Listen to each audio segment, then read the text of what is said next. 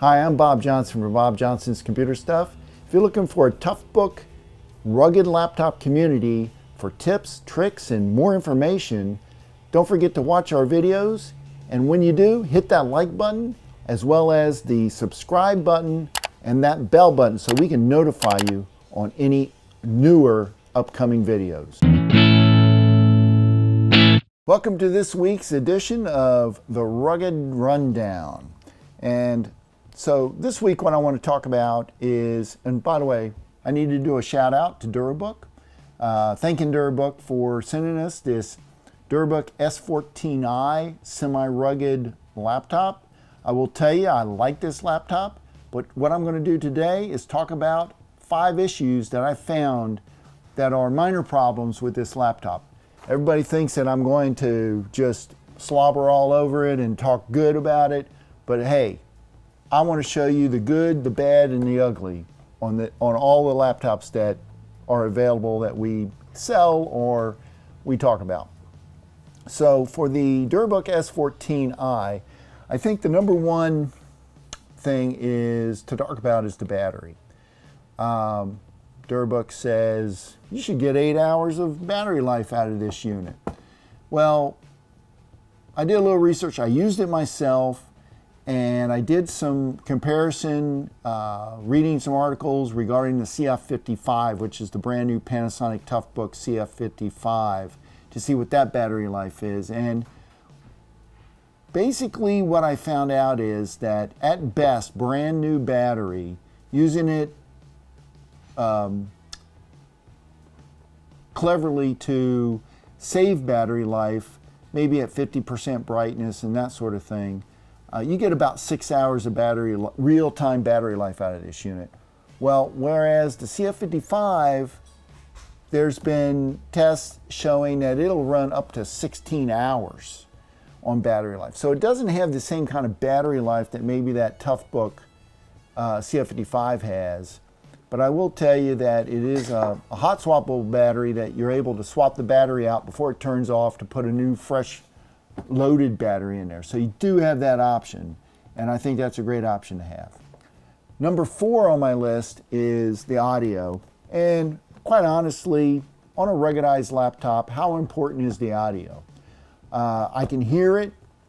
You play music on it, it's okay. I've certainly had better speakers on laptops that aren't ruggedized. I guess basically the speakers and the audio is what I come to expect on a semi-rugged or ruggedized laptop like this. After all, you're not buying this unit to listen to music. You're buying this unit because you have a specific purpose in mind for it. So number 3 issue is kind of a nitpicky issue for me. And as you guys know, I'm a keyboard guy, and I like this keyboard. This keyboard is nice and bouncy. It types really well.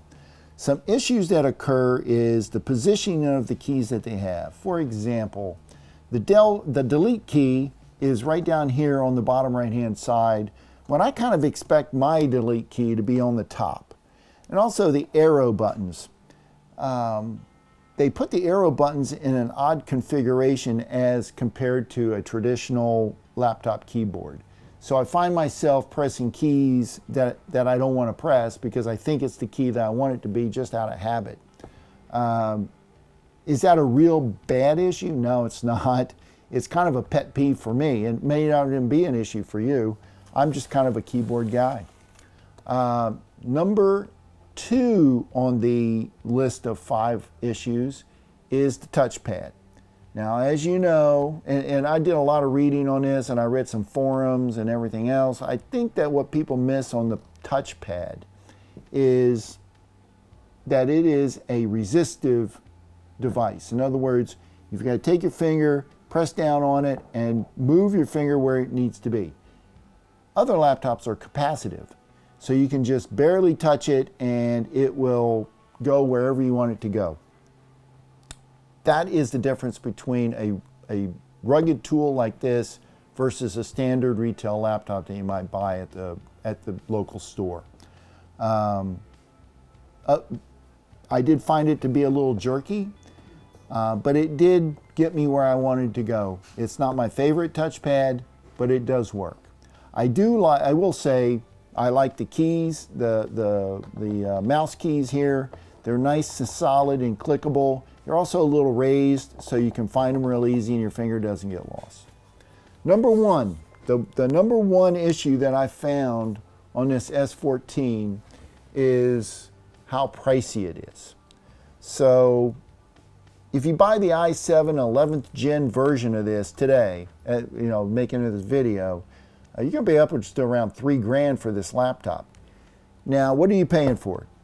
It is not a traditional semi-rugged laptop. It is slightly more rugged than, say, your CF54 or your CF55. It's also a little more rugged than your Dell Latitude 5400 series. But it's not as rugged as the fully rugged CF31 or CF33 or CF20. It is, I would call it, in between those two standards. So you do get, for the price, you do get a little more ruggedness, but I think you have to kind of get yourself past the price point with what you get.